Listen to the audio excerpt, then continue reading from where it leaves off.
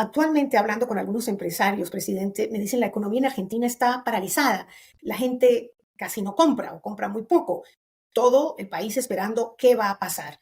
Entonces, la pregunta que tienen algunos es, ¿cuánto va a durar este periodo hasta que las cosas se vuelvan a reactivar? Hasta que se empiecen a ver algunos frutos de las políticas que ya ha implementado. Básicamente, digamos, lo que va a marcar el inicio de la recuperación es cuando alcancemos el equilibrio fiscal, cuando se limpie el sobrante monetario, se va a manifestar en una caída en la tasa de inflación y esté señalado el Banco Central. En ese momento va a ser el momento en el cual nosotros abramos el mercado de cambio y es cuando va a empezar la recuperación. ¿Y eso cuánto dura? No es que usted lo tiene que manejar en términos de hitos económicos, no en términos de tiempo. Digamos, que yo le dijera un periodo de tiempo le estaría mintiendo. Ujú, ujú. Y le puedo preguntar, ¿en qué tiempo pueden aspirar los argentinos a obtener créditos con tasas bajas Más bien, para invertir en su negocio, para crecer personalmente, en fin? más bien se puede abrir el cepo, la tasa de interés va a bajar, porque el cepo implica un exceso de demanda en el mercado de bienes. Perdón, en el de divisas. Y ese exceso de demanda en el mercado de divisas implica un exceso de oferta en el resto de la economía. Eso significa que en el mercado de bonos el precio de los bonos se deprime y entonces las tasas de interés son altas, el riesgo país es alto. Eso descoordina el mercado de bienes, entonces el ahorro excede la inversión y el producto cae. Esa caída del producto hace que caiga la demanda de trabajo y por ende cae el salario real y no se generan puestos de trabajo. Si usted cierra el mercado de cambios en el sentido de que se elimina esa brecha porque lo liberó, lo que ocurre es que al cerrarse ese exceso de demanda, todo el resto de los excesos de oferta se caen. Y eso hace que el precio de los bonos suban y que la tasa de interés baje. Eso permite que trabaje bien la coordinación entre ahorro e inversión y usted empieza a generar un proceso de recuperación genuina que a la postre puede empezar las bases de un proceso de crecimiento económico.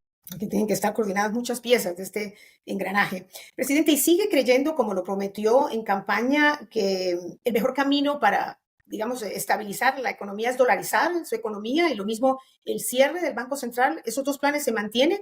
Nosotros, Sí o como no. yo sí le puedo contestar con una pregunta. Sí, dígame.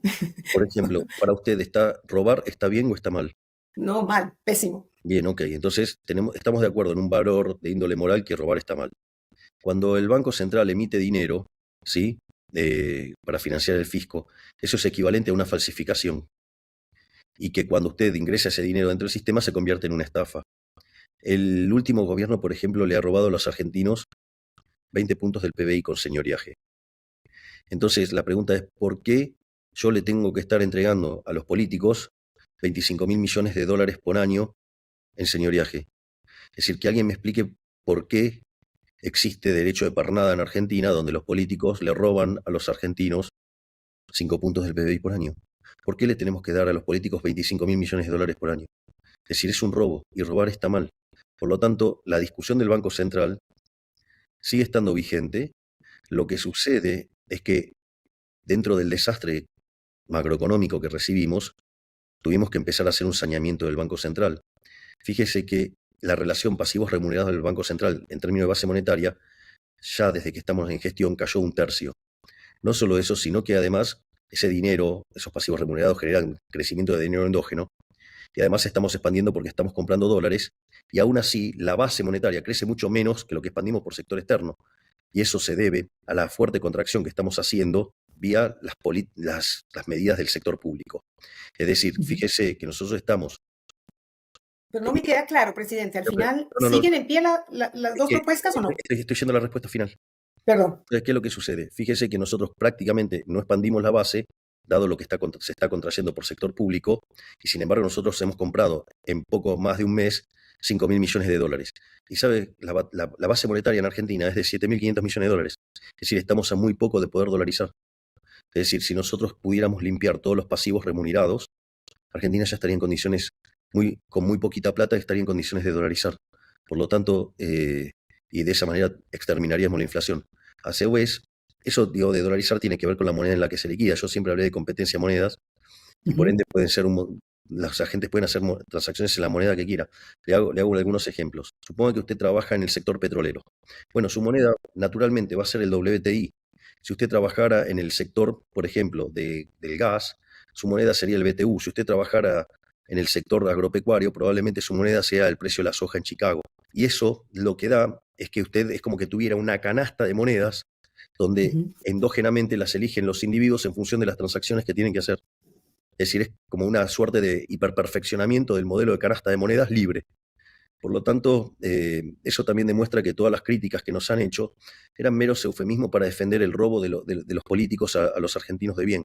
De hecho, no me sorprende que cuando usted hace una revisión del listado de los que se han, por ejemplo, de los economistas que se han opuesto y han firmado, muchos de ellos son grandes responsables de la decadencia argentina y de los grandes desastres monetarios que sufrió Argentina, eh, y son cómplices de los delincuentes de los políticos, digamos, en esta estafa. Ahora, en medio de esta crisis financiera y durante su campaña, usted decía que no iba a negociar con países comunistas como China, pero tengo entendido que su gobierno está negociando un descongelamiento de un swap, que tengo entendido que es un intercambio de $5.000 millones para pagar algunos vencimientos de deuda. No solo no voy a hacer negocios con China, no voy a hacer negocios con ningún comunista. Es decir, a ver, yo soy un defensor de la libertad, de la paz y de la democracia. Los comunistas no entran ahí. Los chinos no entran ahí. Putin no entra ahí. Digamos, Lula no entra ahí. Digamos que revisó esa posición de no negociar con comunistas, va a recibir dinero chino. Es que durante la campaña electoral se ha mentido mucho sobre mis propuestas. Se ha mezclado de manera malintencionada. Por eso yo hablo de forma abierta de los micrófonos ensobrados, de periodistas corruptos que se involucran en la campaña electoral y mienten en favor de un grupo y lo que hacen es tomar los hechos y tergiversarlo y decir otra cosa de lo que uno dijo. Yo Y siempre, entonces no dijo usted eso, porque a mí me pareció escucharle, me pareció, no, creo haberle escuchado exactamente bueno, eso, presidente, en alguna de las entrevistas que dio. bueno, digamos, seguramente habrá visto un video editado, cosa que también hacen los periodistas y en especial lo hacen los políticos en campaña y se los giran a sus periodistas cómplices que cobran dinero de ellos. Y en el debate no lo dijo, en el único debate presidencial con Massa no lo dijo. En el debate presidencial justamente expliqué que en la cuestión comercial yo no me tengo por qué meter, yo soy liberal y por lo tanto la gente puede comercializar con quien se le dé la gana y puede hacer tratos con quien se le dé la gana. O sea, lo que yo hablé fue en términos de estrategia geopolítica. Yo no voy a estar aliado con comunistas, no voy a estar aliado con el BRICS. Digamos, mi modelo es Occidente, mi modelo es Israel, Estados Unidos. Pero sí les recibiría plata a los chinos. En realidad hay una operación y hay que, digamos, manejarla con criterio financiero, de modo tal que minimice el impacto perjudicial sobre los argentinos, obviamente. Es decir, una cosa es acción política y otra cosa es hacer desmadres económicos. Entiendo, entiendo. El programa de gobierno inicialmente, muchos coinciden, y usted tal vez también lo ha anticipado, o sea, que va a asumir a los pobres inicialmente en más pobreza, ¿no? Mientras se reajusta todo.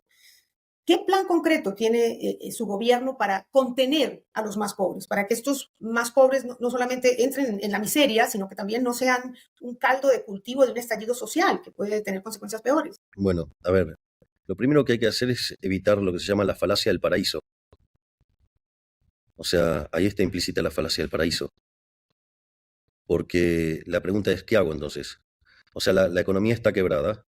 La economía que recibí tenía 16 puntos de déficit fiscal, 6 en el Tesoro, 10 en el Banco Central, 2 puntos de déficit del sector externo, o sea, déficit gemelos por 18 puntos del PBI, vencimientos de deuda en pesos por el equivalente a 90.000 millones de dólares, nada de reservas internacionales netas en el Banco Central por menos 13.000 millones de dólares, deuda con importadores por cerca de 50.000 millones de dólares, el acuerdo con el Fondo Monetario caído. Entonces la pregunta es, ¿qué hago? Porque si sigo haciendo lo mismo, me iba a una hiperinflación.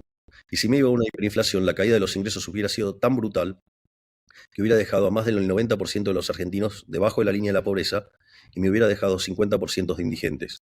Entonces, digo, querer comparar contra un óptimo que no existe, es decir, por eso se llama la falacia del paraíso.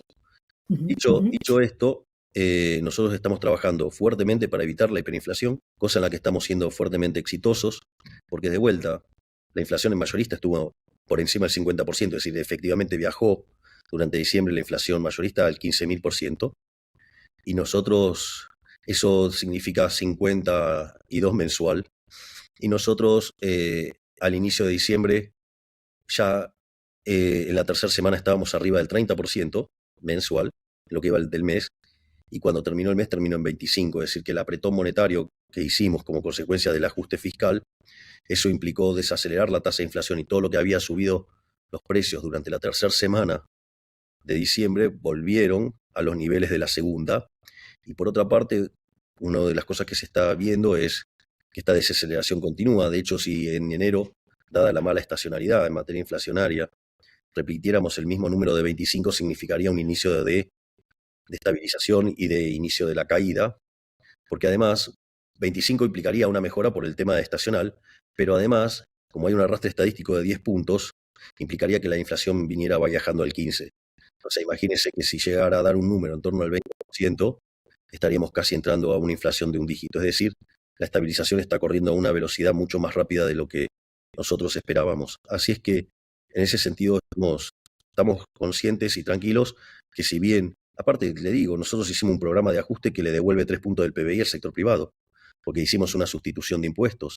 Es decir, eliminamos el señoriaje por 5 puntos del PBI y le devolvemos al sector privado 2, o sea, le quitamos 2 por suba de impuestos, pero en el neto, o sea, usted paga menos impuestos. O sea, si pagaba... Pero digamos que el plan social, discúlpeme que lo interrumpa, pareciera que el plan social es dejar que las leyes del mercado actúen a partir de estas nuevas medidas, que no hay ninguna propuesta concreta. Y le pido una respuesta breve, presidente, porque nos han concedido 30 minutos y ya estamos terminando y tengo algunas preguntas adicionales. Pareciera que, bueno... De hecho, eso, Patricia, no es cierto. Y fue una de las cosas que ponderó tanto Georgieva como Guita, es que nosotros, a pesar del programa de ajuste que iniciamos, hicimos un incremento en las partidas asignadas a contención social, lo que tiene que ver con la asignación universal por hijo, lo que tiene que ver con el plan alimentar, y al mismo tiempo estaríamos dándole 1,5 puntos del PBI a los jubilados, porque la fórmula les haría perder 2. Entonces, en realidad sí, el programa tiene una cuestión de contención social. Obviamente, digamos, los populistas nos van a acusar de cualquier disparate. Entonces, pero bueno, entiendo que debe ser difícil lidiar con las cosas que le estoy contando en un país donde la política es capaz de decir cualquier cosa, cualquier mentira, y meterse con cualquier aspecto de la vida diciendo cualquier tipo de atrocidad.